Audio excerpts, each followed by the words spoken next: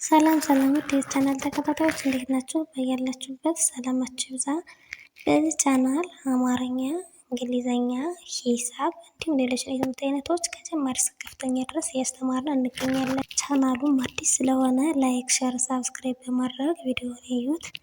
በኦንላይን መማር የምትፈልጉ ልጆች ካላችሁም ታች ላይ ስልክ አለ፣ በሱ ደውላችሁ መማር ትችላላችሁ ማለት ነው። እንግዲህ በዛሬው ቪዲዮአችን አማርኛ ፊደላትን በማንበብ የተለያዩ ቃላቶችን መስርቼ ይዤላችሁ መጥቻለሁ ማለት ነው። እነሱንም አንድ ወድ አሳያችኋለሁ። ከኔ ጋር ቆዩ። እንግዲህ በዛሬው ቪዲዮአችን የመጣሁላችሁ ባለ ሶስቱ ይሄ ቃላቶችን ነው። ስለዚህ እነዚህንም አንድ ባንድ ከመጀመሪያው እስከ መጨረሻው እናያቸዋለን ማለት ነው። ተከታተሉኝ። አሁን ቀጥታ ወደ ቪዲዮአችን በላይ ይላል። እንግዲህ እዚህ ጋር በማለት ይህ በቤተሰብ የመጀመሪያዋ ድምፅ ወይም ደግሞ የመጀመሪያዋ ፊደል ናት ማለት ነው። ወደ ቀጣዩ ስንሄድ ላ ይችላ ደግሞ የለቤተሰብ ሆና የአራተኛዋ ድምፅ ናት ማለት ነው። የአራተኛዋ ድምፅ ናት ማለት ነው። እንግዲህ የለቤተሰብ የአራተኛዋ ድምፅ በስተየት ግጥ ነው እግሯ አጭር፣ በስተግራ ግጥ ያለ እግሯ አጭር ነው ማለት ነው። ስለዚህ ላ ትባላለች።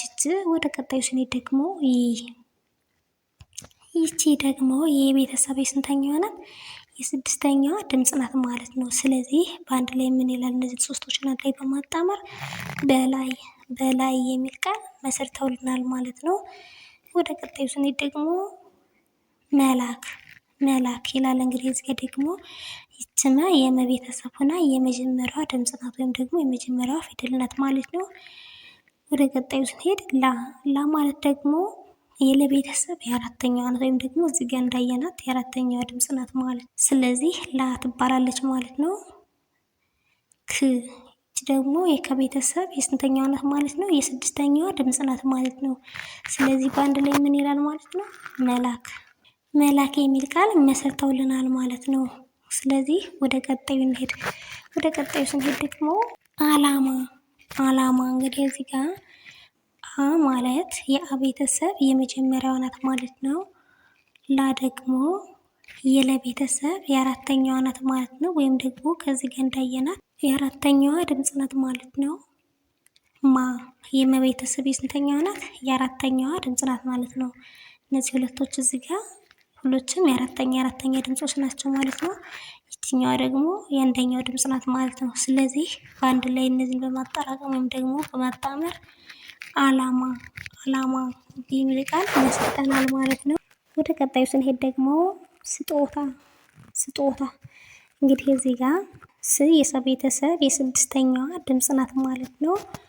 ጦ ደግሞ የጠቤተሰብ የሰባተኛዋ ናት ማለት ነው። እንግዲህ ጦ ማለት እንግዲህ ከጣ ጋራ ትመሳሰላለች። በምን በሁለቶች እግሮቿ አጫጭር ናቸው ማለት ነው። የአራተኛዋ ድምፅም በተመሳሳይ። ስለዚህ እዚህ ጋር በምንድን ነው መለየት ያለብን? ጣ ማለት ወይም ደግሞ የአራተኛዋ ድምፅ በስተግራ ገጥ ያሉት ሁለቶች እግሮቿ አጫጭር ናቸው ማለት ነው። ጦ ደግሞ ከዚህ ጋር እንደምታዩት በስተቀኝ ገጥ ያሉት እግሮቿ ሁለቶቹም አጫጭር ናቸው ማለት ነው። ልዩነታቸው ይሄ ነው ማለት ነው። ስለዚህ አብዛኛውን ጊዜ ይመሳሰልባቸዋል። እዚህ ጋር በደንብ አድርጋችሁ እዩት። ስለዚህ ይቺ ማለት የጠ ቤተሰብ የሰባተኛዋ ድምፅ ናት ማለት ነው። ስለዚህ ወደ ቀጣዩ እንሄድ። ቀጣይ ደግሞ ታ ማለት ደግሞ የተቤተሰብ የስንተኛዋ ናት ማለት ነው? የአራተኛዋ ድምፅ ናት ማለት ነው። የአራተኛዋ ድምፅ ናት ማለት ነው። ስለዚህ እነዚህን ፊደላቶች አንድ ላይ በማጣመር ምን የሚል መስርተናል ማለት ነው? ወይም ደግሞ ምን የሚል ትርጉም ይሰጠናል? ስጦታ የሚል ትርጉም ይሰጠናል ማለት ነው። ስለዚህ እነዚህን ከየነ ወደ ቀጣዩ እንሂድ። ሀሴት እንግዲህ እዚህ ጋር ደግሞ ይቺ ያ ቤተሰብ ሆና የመጀመሪያዋ ድምፅ ናት ማለት ነው። የመጀመሪያዋ ድምፅ ናት ማለት ነው። ሴ ደግሞ የሰቤተሰብ ሆና የአምስተኛዋ ድምፅ ናት ማለት ነው። የአምስተኛዋ ድምፅ ናት ማለት ነው። እንግዲህ እዚህ የምታዩት ሴ ማለት ምን ያላት ናት? ከታች ከግሯ ቀለበት ያላት ናት ማለት ነው። እንግዲሁ ከሀስ ከፐ ያሉት ሁሎችም የአምስተኛ ድምፆች ባለ ቀለበት ናቸው፣ ወይም ደግሞ ከታች ከግራቸው ቀለበት አላቸው ማለት ነው። ስለዚህ ይቺ ማለት የሰቤተሰብ የስንተኛዋ ናት? የአምስተኛዋ ድምፅ ናት ማለት ነው። የአምስተኛዋ ድምፅ ናት ማለት ነው። ስለዚህ እስኪ ወደ ቀጣዩ እንሂድ። ቀጣይ ደግሞ ይቺ ማለት ደግሞ የተቤተሰብ ሆና የስንተኛዋ ናት? የስድስተኛዋ ድምፅ ናት ማለት ነው። ስለዚህ በአንድ ላይ ምን ይላል? ሀሴት ሀሴት ሀሴት የሚል ቃል መስርተውልናል ማለት ነው። ወደ ቀጣዩ ስንሄድ ደግሞ ሀብል ሀብል እንግዲህ እዚህ ጋር ደግሞ ይች ሀ ማለት ከዚህ ጋር እንዳየናት የሀ ቤተሰብ ሆና የመጀመሪያዋ ድምፅ ናት ብለናል። ስለዚህ ሀ ማለት የመጀመሪያዋ ድምፅ ናት ካልነ ብ ደግሞ የበቤተሰብ የስድስተኛዋ ድምፅ ናት ማለት ነው። ል ደግሞ የለቤተሰብ የስንተኛዋ ናት ማለት ነው? የስድስተኛዋ ድምፅ ናት ማለት ነው። የስድስተኛዋ ድምፅ ናት ማለት ነው። እንግዲህ እዚህ ጋር ይችል ከስንተኛዋ ድምፅ ጋር ትመሳሰላለች ማለት ነው? ከአምስተኛዋ ድምፅ ጋር ነው። ስለዚህ ይችል ቀለበቷ በስተ ውስጥ ገጣናት። ስንተኛዋ ድምፅ? የስድስተኛዋ ድምፅ ማለት ነው።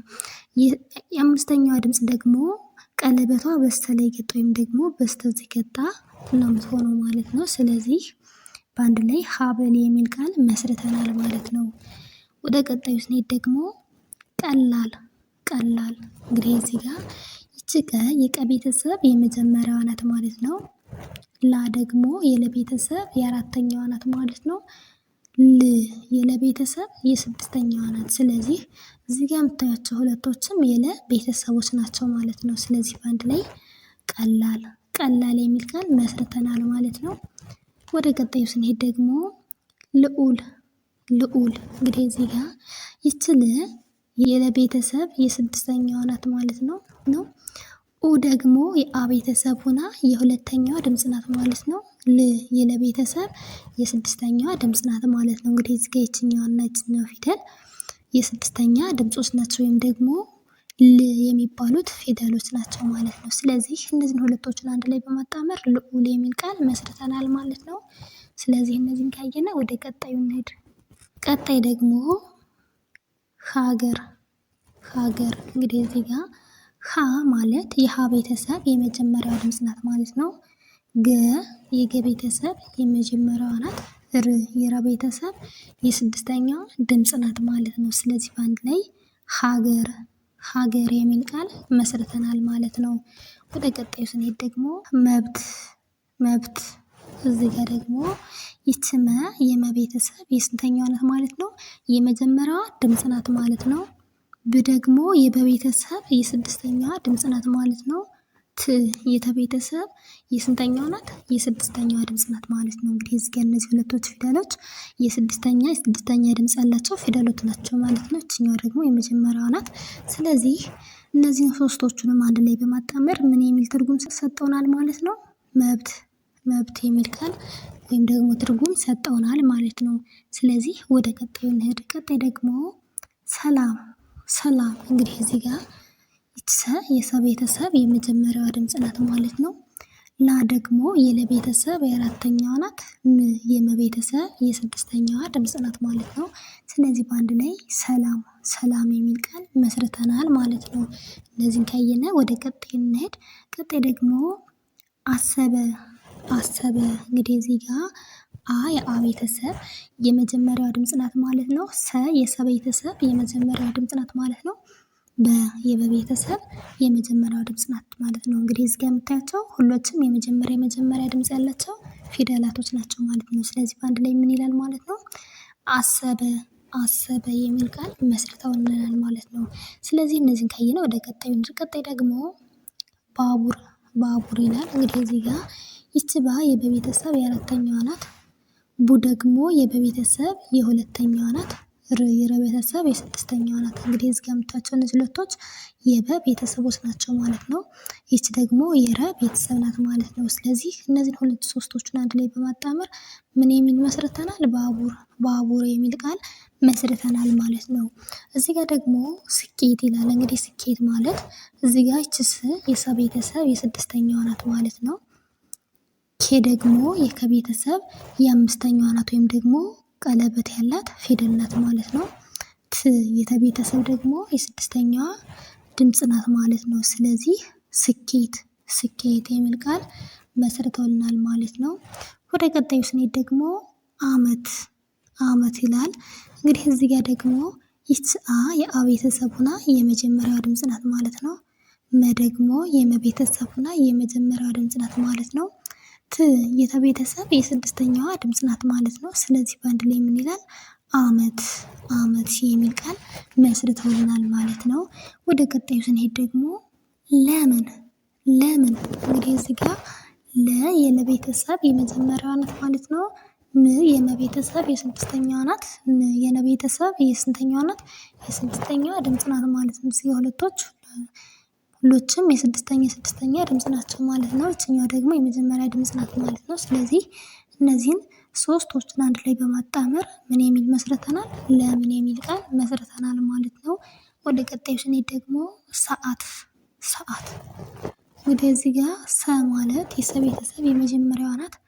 አ ቤተሰብ የስንተኛዋ ናት ማለት ነው? የአራተኛዋ ድምፅ ናት ማለት ነው። ት የተቤተሰብ የስድስተኛዋ ድምፅ ናት ማለት ነው። ስለዚህ በአንድ ላይ ሰዓት ሰዓት የሚል ቃል መስርተውልናል ማለት ነው። ወደ ቀጣዩ ስንሄድ ደግሞ ረባሽ ረባሽ እንግዲህ ችረ የረ ቤተሰብ የመጀመሪያዋ ናት። ባ ደግሞ የበቤተሰብ የስንተኛዋ ናት ማለት ነው? የአራተኛዋ ድምፅ ናት ማለት ነው። ሽ የሸ ቤተሰብ የስድስተኛዋ ድምፅ ናት ማለት ነው። ስለዚህ በአንድ ላይ ረባሽ ረባሽ የሚል ቃል መስርተውልናል ማለት ነው። ረባሽ የሚል ቃል መስርተውልናል ማለት ነው።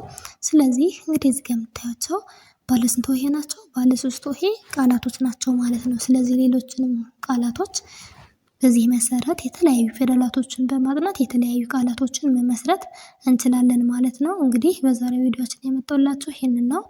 በቀጣይ ቪዲዮ እስከምንገናኝ ድረስ በያላችሁበት ሰላም ቆዩልኝ።